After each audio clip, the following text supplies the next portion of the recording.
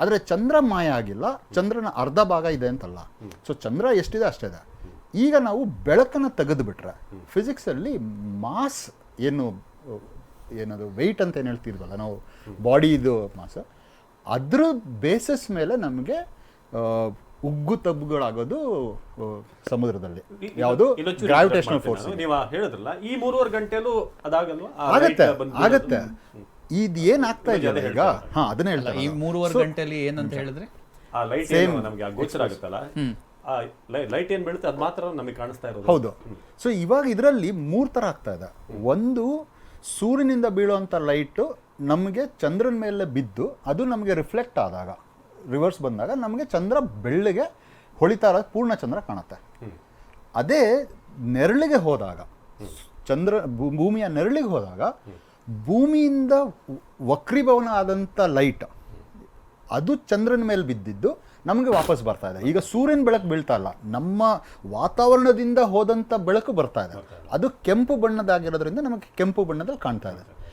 ಈಗ ಈ ಬೆಳಕನ್ನು ನಾವು ತೆಗೆದುಬಿಟ್ರೆ, ಚಂದ್ರ ಇರೋ ಜಾಗದಲ್ಲೇ ಇದ್ದಾನೆ, ಬೆಳಕನ್ನು ಬಿಟ್ಟುಬಿಡಿ, ಚಂದ್ರ ಇರೋ ಜಾಗದಲ್ಲಿದ್ದಾನೆ, ಭೂಮಿ ಇರೋ ಜಾಗದಲ್ಲಿದೆ, ಸೂರ್ಯ ಇದೆ. ಈ 3 ಕಾಯಗಳು, ಆಕಾಶ ಕಾಯಗಳು ಅಂತ ಹೇಳ್ತೀವಿ. ಈಗ ಆಕಾಶ ಕಾಯಗಳು ಯಾವ ಜಾಗದಲ್ಲಿರ್ತವೆ ಅದ್ರ ಬೇಸಿಸ್ ಮೇಲೆ ನಮಗೆ ಸಮುದ್ರದಲ್ಲಿ ಟೈಡ್ಸ್ ಬರೋದು. ಸೊ ಇವಾಗಿರೋದೇನು ಅಂದರೆ ಸೂರ್ಯ, ಚಂದ್ರ ಮತ್ತು ಭೂಮಿ 3 ಒಂದೇ ಲೈನಲ್ಲಿದೆ. ಯಾಕೆ ಅಂದರೆ ಹುಣ್ಣಿಮೆ ಮತ್ತು ಅಮಾವಾಸ್ಯೆ ದಿನ, ಹುಣ್ಣಿಮೆ ಮತ್ತು ಅಮಾವಾಸ್ಯೆ ದಿನ 3 ಒಂದೇ ಲೈನಲ್ಲಿ ಬರುತ್ತೆ, ಒಂದೇ ಪ್ಲೇನಲ್ಲಿ. ಸೊ ಅದಕ್ಕೋಸ್ಕರ ನಮಗೆ ಹುಣ್ಣಿಮೆ ಅಥವಾ ಅಮಾವಾಸ್ಯೆ ಎರಡೂ ದಿನಗಳಲ್ಲಿ ಗ್ರಾವಿಟೇಷನಲ್ ಫೋರ್ಸ್ 3 ಆಬ್ಜೆಕ್ಟ್ಸ್ದು ಸೈಮಲ್ಟೇನಿಯಸ್ಲಿ ಆ್ಯಕ್ಟ್ ಆಗುತ್ತೆ ಭೂಮಿ ಮೇಲೆ. ಅರ್ಥ ಆಯ್ತಾ? ಈ ಹುಣ್ಣಿಮೆ ಮತ್ತು ಅಮಾವಾಸ್ಯೆ 2 ಬಿಟ್ಟರೆ, ಯಾವುದು ಚಂದ್ರ ಮಧ್ಯದಲ್ಲಿ ಬರೋದು ಮತ್ತು ಚಂದ್ರ ದೂರದಲ್ಲಿರೋದು, ಈ 2 ಸಿಚುವೇಶನ್ಸ್ ಬಿಟ್ಟರೆ ಇನ್ನು ಉಳಿದಿದ್ದೆಲ್ಲ ಅದನ್ನು ಮಧ್ಯದಲ್ಲಿರುವಂಥದ್ದು ಈ ಸೈಡಲ್ಲಿ. ಆಯಿತಾ? ಸೊ ಚಂದ್ರ ಇದ್ದಾನೆ, ಆದರೆ ಸೂರ್ಯ ಇರೋದು, ಸೂರ್ಯನ ಗುರುತ್ವಾಕರ್ಷಣೆ ಒಂದು ದಿಕ್ಕಲ್ಲಿ ಬಂದರೆ ಚಂದ್ರನ ಗುರುತ್ವಾಕರ್ಷಣೆ ಇನ್ನೊಂದು ದಿಕ್ಕಲ್ಲಿ ಬಂದಾಗ ಎಫೆಕ್ಟ್ ಕಮ್ಮಿ ಆಗ್ತಾ ಹೋಗುತ್ತೆ. ಯಾಕೆ ಅಂದರೆ ಅದು 2 ಒಂದೇ ದಿಕ್ಕಲ್ಲಿದ್ದರೆ, ಇವಾಗ ನಾನು ಭರತ್ ಇಬ್ಬರೂ ಒಬ್ಬರು ಕೈ ಹಿಡ್ಕೊಂಡು ಒಟ್ಟಿಗೆ ಹೇಳಿದ್ರೆ ಜಾಸ್ತಿ ಫೋರ್ಸಲ್ಲಿ ಎಳಿಬೋದು. ಇವಾಗ ಭರತ್ ಆ ಕಡೆ ಮೂಲಲ್ಲಿ ನಿಂತ್ಕೊಂಡು ನಾನು ಈ ಕಡೆ ಮೂಲಲ್ಲಿ ನಿಂತ್ಕೊಂಡು ಇಬ್ಬರು ಎಳಿತೀವಿ ಅಂದರೆ ಆ ಫೋರ್ಸು ಡಿಸ್ಟ್ರಿಬ್ಯೂಟ್ ಆಗ್ತಾ ಹೋಗುತ್ತೆ. ಸೊ ಅವಾಗೇನಾಗುತ್ತೆ, ಅಲೆಗಳು ಕಮ್ಮಿ ಆಗ್ತಾ ಹೋಗುತ್ತೆ. ಸೊ ನಿಮ್ಗೆ ಅದಕ್ಕೇ ಹುಣ್ಣಿಮೆಯಿಂದ ಅಮಾವಾಸ್ಯೆಗೆ ಬರಬೇಕಾದ್ರೆ ಆ ಒಂದು ವೇವ್ಸ್ ಏನಿರುತ್ತಲ್ಲ, ಟೈಡಲ್ ವೇವ್ಸ್, ಅದು ಕಮ್ಮಿ ಆಗ್ತಾ ಹೋಗುತ್ತೆ, ಮತ್ತೆ ಜಾಸ್ತಿ ಆಗುತ್ತೆ, ಮತ್ತೆ ಕಮ್ಮಿ ಆಗುತ್ತೆ, ಜಾಸ್ತಿ ಆಗುತ್ತೆ. ಸೊ ಇದು ಪ್ರತಿ ಹುಣ್ಣಿಮೆಗೆ ಪ್ರತಿ ಅಮಾವಾಸ್ಯೆಗೆ ಆಗುತ್ತೆ, ಇರ್ರೆಸ್ಪೆಕ್ಟಿವ್ ಆಫ್ ಗ್ರಹಣ. ರೈಟ್. ಸ್ಟಡೀಸ್ ಬಗ್ಗೆ ಬರೋಣ. ಇವಾಗ ಚಂದ್ರನನ್ನ ನೋಡ್ಕೊಂಡು ಊಟ ಮಾಡು ಅಂತ ಹೇಳೋ ಕಾಲ ಹೋಗಿದೆ, ಚಂದ್ರನವರೆಗೂ ಹೋಗಿ ಬಂದಿದೀವಿ, ಅಲ್ಲೇನಾಗುತ್ತೆ ಅನ್ನೋದು ಗೊತ್ತಾಗಿದೆ. ಇವತ್ತಿನ ಚಂದ್ರಗ್ರಹಣ ಇದೆಯಲ್ಲ, ಇವತ್ತು ಮಾಡುವಂಥ ಸ್ಟಡೀಸ್ ಸೈಂಟಿಸ್ಟ್ಗಳಿಗೆ ಫರ್ದರ್ ಯಾವ ರೀತಿಯಾಗಿ ಹೆಲ್ಪ್ ಆಗುತ್ತೆ to move on? First thing is to move on ಅನ್ನೋದಕ್ಕೆ ಪ್ರಾಬಬ್ಲಿ ಯಾವ ರೇಟಲ್ಲಿ ಆಗ್ತಾ ಇದೆ, ಅಥವಾ ಈ ನವೀನ್ ಆಗಲೇ ಹೇಳ್ದಂಗೆ ಟೆಂಪ್ರೇಚರ್ ವೇರಿಯೇಷನ್ಸ್ ಆಗ್ತಾ ಇರ್ಬೋದು, ಗ್ರ್ಯಾನ್ಯುಲೇಷನ್ಸ್ ಹೆಂಗೆ ಆಗ್ತಾ ಇರ್ಬೋದು, ಅದ್ರ ಮೇಲಿರೋ ಕೆಮಿಕಲ್ ಕಾಂಪೋಸಿಷನ್ಸ್ ಏನಿರ್ಬೋದು.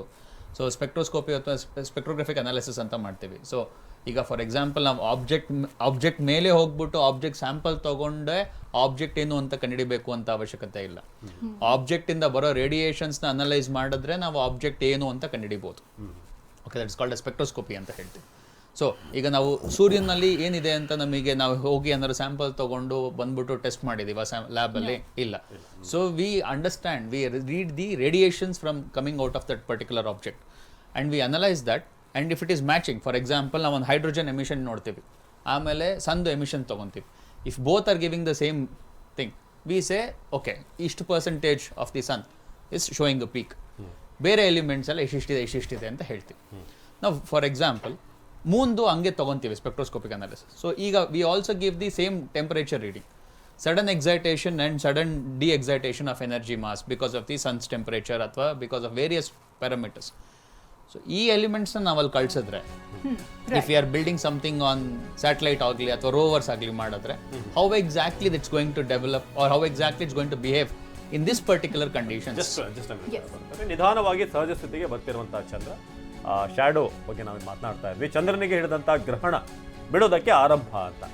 ಸೊ ರಾತ್ರಿ 12:23ರಿಂದ ಉನ್ಮೀಲನ ಕಾಲ ಆರಂಭ. ಸೊ ನಿಧಾನವಾಗಿ ಈಗ ನಾವು ಆ ಶೇಪ್ಗಳನ್ನು ಗಮನಿಸ್ತಾ ಇದ್ದೀವಿ. ಈಗ ಬೇರೆ ಬೇರೆ ಊರುಗಳಲ್ಲಿ ಹೇಗೆ ಕಾಣಿಸ್ತಾ ಇದೆ ಅನ್ನೋದರ ಡೀಟೇಲ್ ಅನ್ನು ಕೊಡ್ತಾ ಇದ್ದೀವಿ. ಥರ್ಡ್ ವಿಂಡೋದಲ್ಲಿ ಬಹಳ ಶಾರ್ಪ್ ಅನ್ನಿಸ್ತಾ ಇದೆ ನಮಗೆ. What is the reason? ISO settings, ಅದು camera camera settings. Okay okay but ಇವಾಗ ನೀವು ನೋಡ್ಬೋದು ಎಲ್ಲ ಊರುಗಳಲ್ಲೂ ಸೇಮ್ ಟೈಮಲ್ಲೇ ಬರ್ತಾ ಇದೆ ಹೊರಗೆ. ಅಂದ್ರೆ ಇದು independent of the place.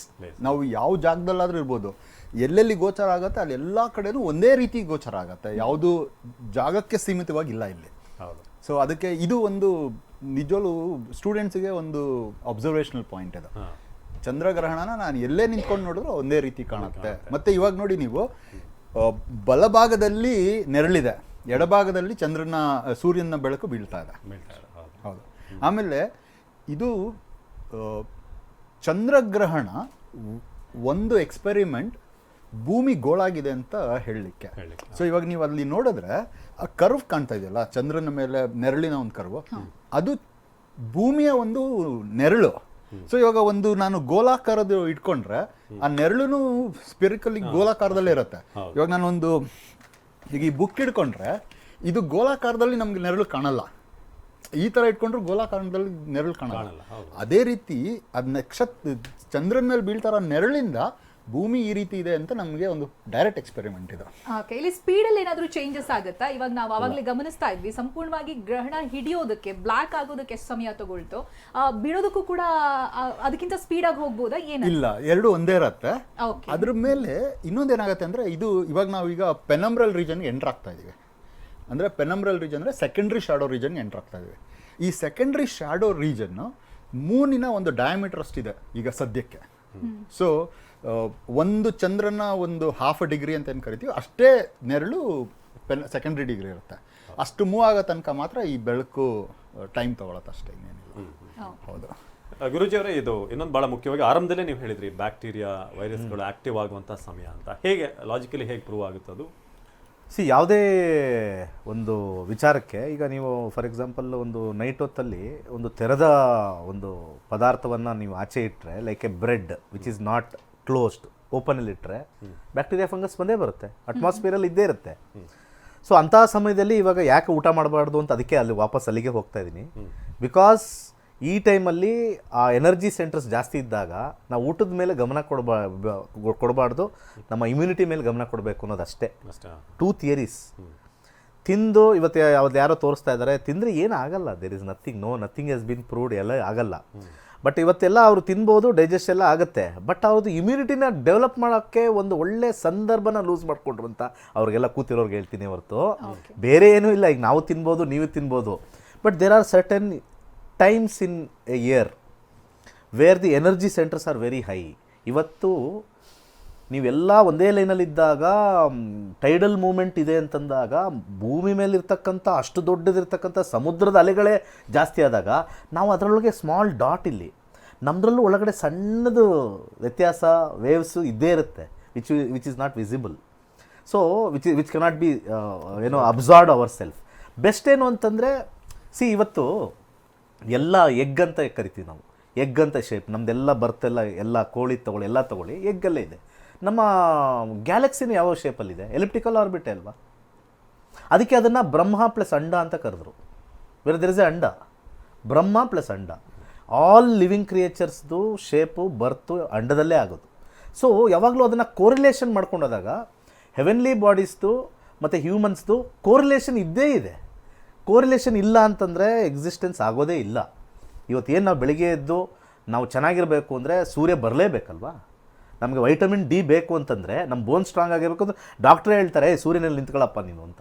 So is it not we are connecting to the sun? Our body is not connecting with them. ಇವತ್ತು ಫಾರ್ ಎಕ್ಸಾಂಪಲ್ ತುಂಬಾ ನಾವು ಸ್ಕಿನ್ ಪ್ರಾಬ್ಲಮ್ ಇತ್ತು ಅಂತಂದರೆ, ಸೊ ಸ್ವಲ್ಪ ಸೂರ್ಯನಲ್ಲಿ ಇದ್ದಾಗ ಬೆಳಗಿನ ಕಿರಣಗಳು which is good, U V rays ಸ್ವಲ್ಪ ಬೆಳಗಿನ U V rays are very good. ಅದೇ ಸಾಯಂಕಾಲದ IR rays are very bad, infrared rays. ಅದಕ್ಕೆ ರೆಡ್ ಅಂತಲೇ ಬಂದಿರೋದಿಲ್ಲ ಇನ್ಫ್ರಾರೆಡ್ಗೆ. ಯಾಕಂದರೆ ವೈಲೆಟ್ ಹ್ಯಾಸ್ ಗಾಟ್ ಲಾರ್ಜರ್, ಇದು ಶಾರ್ಟರ್ ವೇವ್ ಲೆಂತು, ಇದು ಲಾರ್ಜರ್ ವೇವ್ ಲೆಂತು. ಸೊ ಅಲ್ಲಿ ನಮಗೆ ಅದಕ್ಕೆ ಎಂಟೈರ್ ನಮಗೆ ಬೆಳಿಗ್ಗೆ ನೋಡಿದಾಗ ಎಂಟೈರ್ ಸ್ಕೈ ಬ್ಲೂ ಆಗಿರುತ್ತೆ. ಯಾಕಂದರೆ ಅದರದ್ದು ಸ್ಪೆಕ್ಟ್ರಮ್ ಅಂತ ನಾವೇನು ಕರಿತೀವಿ ಅದು ಯಾವಾಗಲೂ ಕೂಡ ಇದಾಗಿರುತ್ತೆ. ಇವಾಗ ಬರೀ ರೆಡ್ ಮಾತಾಡ್ತಾ ಇದ್ರಲ್ಲ, ಎವ್ರಿಡೇ ನಮ್ಗೆ ರೆಡ್ ಕಾಣಿಸುತ್ತೆ. ಸಂಜೆ ಸೂರ್ಯ ಅಸ್ತಾದಾಗ ಯಾವ ಕಲರು? ಸೂರ್ಯ ಉದಯ ಆದಾಗ ಅದೇ ಕಲರ್ ಅಲ್ಲ. ಇವತ್ತೇನು ಸ್ಪೆಷಲ್ ಏನಿಲ್ಲ.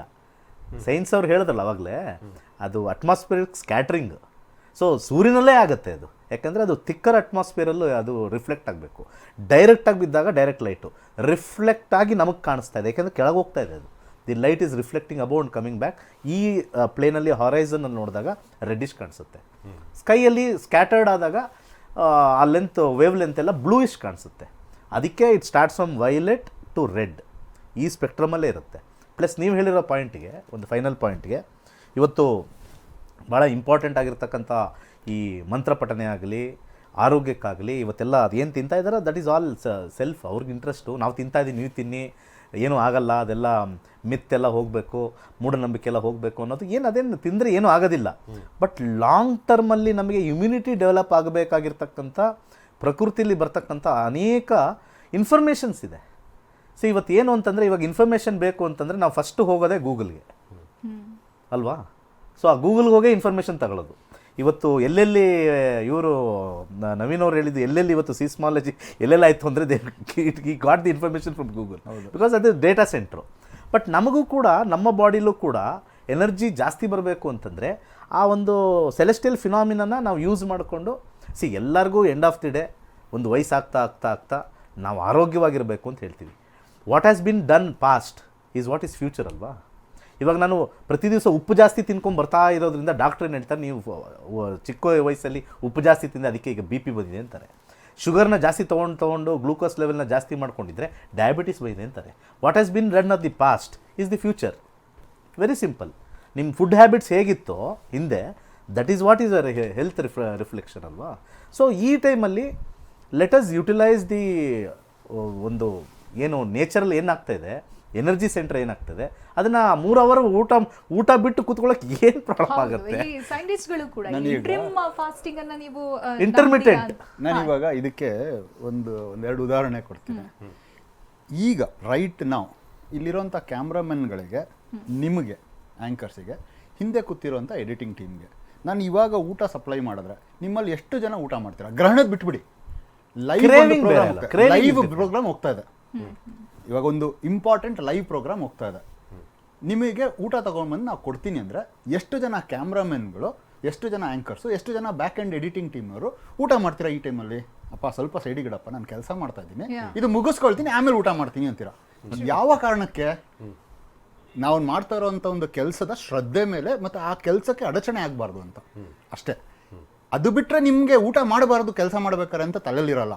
ನಮ್ಗೆ ಅಡಚಣೆ ಆಗಬಾರ್ದು ಅಂತ. ಈಗ ಅಡಚಣೆ ಆಗಲ್ಲಪ್ಪ, ನೀನು ಊಟ ಮಾಡು, ನಾವು ಬ್ರೇಕ್ ಕೊಟ್ಟಿದ್ದೀವಿ, ಇವಾಗ ಊಟ ಮಾಡು ಅಂದರೆ ನೀವು ಆ ಬ್ರೇಕಲ್ಲಿ 2 ತೊಗೊಳ್ತೀರಾ.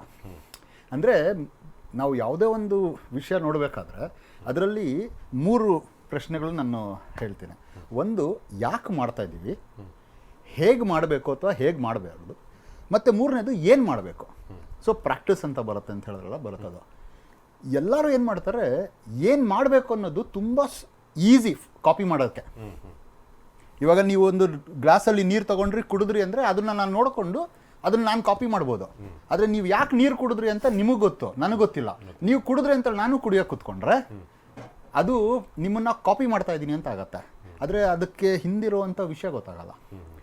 ಅದೇ ರೀತಿ ಇಲ್ಲಿ ನನ್ನ ವೈಯಕ್ತಿಕವಾಗಿ, ನಂದು ಪರ್ಸ್ನಲ್, ಇಲ್ಲಿ ಊಟ ಮಾಡ್ತಾ ಇರೋರ್ದು ಏನು ತೊಂದರೆ ಇಲ್ಲ. ಆದರೆ ಅಲ್ಲಿ ಊಟ ಮಾಡ್ತಾ ಇರೋದನ್ನ ಮಾತ್ರ ತೋರಿಸ್ತಾ ಇದ್ದಾರೆ. ಯಾಕೆ ಹೇಗೆ ಅನ್ನೋದನ್ನ ಎಲ್ಲೂ ಗೊತ್ತಿಲ್ಲ. ಅಂದರೆ ಜನಗಳು ಏನು ಮಾಡ್ತಾರೆ, ಬರೀ ಕಾಪಿ ಮಾಡ್ತಾರೆ, ಊಟ ಮಾಡ್ತಾ ಇದ್ದಾರೆ ಅಷ್ಟೇ ಅಂತ. ಸೊ ಪ್ರಾಕ್ಟೀಸ್ ಕಾಪಿ ಆಗತ್ತೆ ಹೊರತು ಭರತ್ ಹೇಳಿದಾಗೆ ಕಲ್ಚರ್ ಮತ್ತು ಟ್ರೆಡಿಷನ್ ಕಾಪಿ ಆಗಲ್ಲ. ಯಾಕೆ ಮಾಡಬಾರ್ದು ಅಂತ ಹೇಳಿದ್ರು ಅನ್ನೋದು ಕಾರಣ ಈಗಲೂ ಗೊತ್ತಾಗಲ್ಲ. ಹಾಗಲ್ಲ, ಅವ್ರೇನು ಅಂದರೆ ಮಾಡಿದ್ರು ಮಾಡಿಲ್ಲ ಅಂತ ಆಗತ್ತೆ. ಆ ಒಂದು ವಿಷಯದಲ್ಲಿ ಯಾವಾಗ ನಮಗೆ ಯಾವುದೇ ಒಂದು ವಿಷಯನ ಯಾಕೆ ಮಾಡಬಾರ್ದು, ಏನು ಮಾಡಬಾರ್ದು ಅನ್ನೋದನ್ನ ಹೇಳದೇ ಇದ್ರೆ, ವಾಟ್ ಆ್ಯಂಡ್ ಹೌ ಅನ್ನೋದು ಹೇಳದೇ ಇದ್ರೆ, ನಾವು ಏನು ಮಾಡಬೇಕು ಅನ್ನೋದನ್ನ ಹೇಗೆ ಮಾಡಬೇಕು ಅನ್ನೋದು ಕಾಪಿ ಮಾಡ್ಕೊಳ್ಳೋದು ತುಂಬ ಈಸಿ. ಸೊ ಅದು ಆಗ್ತಾ ಇರೋದ್ರಿಂದ ನಮಗೆ ಇನ್ಫಾರ್ಮೇಶನ್ ಓವರ್ಲೋಡ್ ಆಗಿ ತಪ್ಪು ದಾರಿಗೆ ಹೋಗ್ತೀವಿ. ಬಟ್ ನೀವು ಫಾಲೋ ಮಾಡ್ತೀರಾ ಇವಾಗ ತಾನೇ ತಗೊಂಡ್ವಲ್ಲ? ಅಲ್ಲಲ್ಲ, ಕೆಲವೊಂದು ಉಪವಾಸ ಇರೋದನ್ನ, ಏಕಾದಶಿ ಅಂತದೆಲ್ಲ ನೀವು ನಮ್ಮ ಮನೇಲಿ ಉಪವಾಸ ಅನ್ನೋದು ಕಮ್ಮಿ. ಆದರೆ ಒಂದಿದೆ, ನಿಮಗೆ ಈಗ ನಾವು ಮಾಡೋದು ಶಿವರಾತ್ರಿ ಹಬ್ಬದ ದಿನ ಉಪವಾಸ, ಅದಂತೂ ಮಾಡೇ ಮಾಡ್ತೀವಿ. ಅದು ಭರತ್ ಹೇಳಿದಾಗೆ ಕಲ್ಚರಲ್ ಮತ್ತು ಟ್ರೆಡಿಷನಲ್ ಬಂದಿರೋಂಥದ್ದು. ಸೊ ಅದರಿಂದ ಅದು ಮಾಡೇ ಮಾಡ್ತೀವಿ. ಆದರೆ ಅದನ್ನ ಯಾಕೆ ಮಾಡ್ತೀವಿ ಅನ್ನೋದು, ವೈ ಆ್ಯಂಡ್ ಹೌ ಅನ್ನೋದು ಗೊತ್ತಿದೆ. ಅದು ಗೊತ್ತಿಲ್ಲದೇನೆ ಬರೀ ಉಪವಾಸ ಮಾಡೋ ಅನ್ನೋದಿಲ್ಲ. ಅದಕ್ಕೋಸ್ಕರ